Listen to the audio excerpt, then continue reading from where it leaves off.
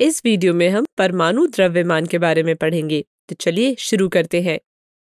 आपने डाल्टन के सिद्धांत में देखा था कि भिन्न तत्वों के परमाणु के द्रव्यमान भिन्न होते हैं।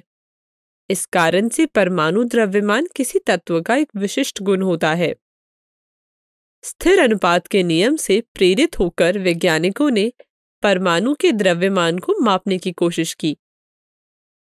चूंकि हम जानते हैं कि परमाणु इतने सूक्ष्म हैं कि उनके द्रव्यमान को सीधे मापने की कल्पना भी नहीं की जा सकती है, इसलिए वैज्ञानिकों ने इसके लिए एक ऐसा तरीका निकाला जो आसान था और सभी ने स्वीकार भी किया। यह तरीका था परमाणु का सापेक्ष द्रव्यमान निकालना। इसके लिए वैज्ञानिकों ने सबसे पहले ऑक्सीजन के 16वें भाग को परमाणु द्रव्यमान मापने की इकाई मानी। ऐसा इसलिए था क्योंकि ऑक्सीजन बहुत से तत्वों के साथ यौगिक बनाता था और इस इकाई से अधिकांश तत्वों के द्रव्यमान पूर्णांक में प्राप्त होते थे, परंतु कुछ समय बाद इसे त्याग दिया गया। इसके बाद परमाणु द्रव्यमान को मापने के लिए कार्बन 12 समस्थानिक के द्रव्यमान के 12वें भाग को एक मानक इकाई माना गया। अब इस कार्बन 12 समस्थानिक के एक परमाणु द्रव्यमान के सापेक्ष सभी तत्वों के परमाणु द्रव्यमान प्राप्त किए गए। आइए इसको एक उदाहरण से समझते हैं। मान लीजिए हमारे पास दो वस्तु है, ए और बी। हमें पता है कि वस्तु ए का द्रव्यमान 12 kg है और बी का द्रव्यमान हमें पता नहीं है। तो आइए इसे हम एक तराजू पर रख दें। हम देख सकते हैं कि बी का द्रव्यमान ए से कम है।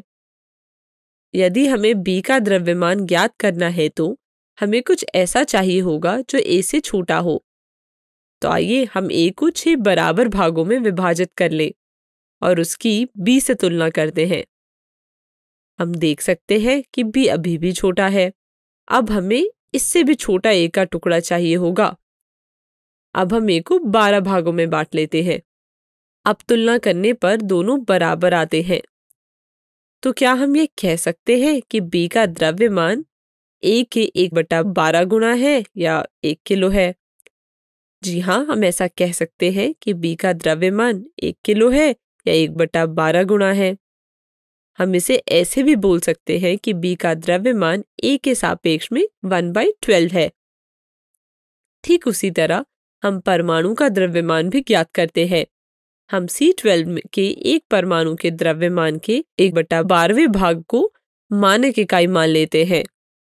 इसे हम परमाणु द्रव्यमान इकाई और अंग्रेजी में एटॉमिक मास यूनिट भी कहते हैं और U से दर्शाते हैं। अब हम सभी तत्वों के परमाणुओं के द्रव्यमान की तुलना C12 से कर सकते हैं। इस प्रकार से हमें किसी तत्व का सापेक्षिक परमाणु द्रव्यमान मिल जाता है जो C12 के परमाणु द्रव्यमान के 1/12वें भाग के अनुपात द्वारा परिभाषित किया जाता है। आइए कुछ उदाहरण देखें।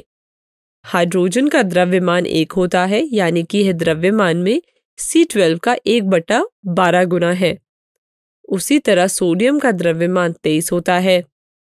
आप इस टेबल में विभिन्न तत्वों का परमाणु द्रव्यमान देख सकते हैं। हमें आशा है कि आपको परमाणु द्रव्यमान समझ में आ गया होगा।